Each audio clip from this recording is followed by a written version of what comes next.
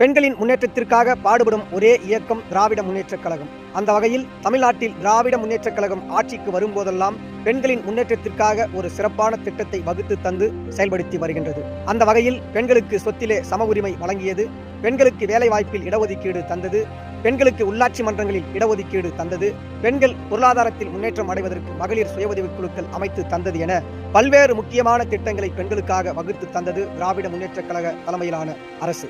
அதனைத் தொடர்ந்து இன்றைக்கு திராவிட மாடல் அரசினுடைய சாதனை பயணத்தில் மகளிருக்கு இலவச பேருந்து பயணம், பெண்கள் உயர்கல்வியில் முன்னேற்றம் அடைவதற்கு மூவலூர் ராமாமிர்தம் திட்டத்தின் மூலமாக புதுமை பெண் திட்டத்தின் மூலம் மாதம் 1000 ரூபாய் வழங்குதல், அதனைத் தொடர்ந்து திராவிட மாடல் அரசினுடைய விடியல் பயணத்தில் யாரும் எதிர்பார்க்காத வகையில் யாரும் செய்திட முடியாது என்று சொன்ன அந்த செயல், அதாவது அனைத்து குடும்ப தலைவர்களுக்கும் 1000 ரூபாய் வழங்கும் திட்டத்தை தொடங்கி இன்றைக்கு மகளிருடைய முன்னேற்றத்திற்காக பாடுபட்டு வருகின்றது சமூக நீதிக்கான திராவிட மாடல் அரசு.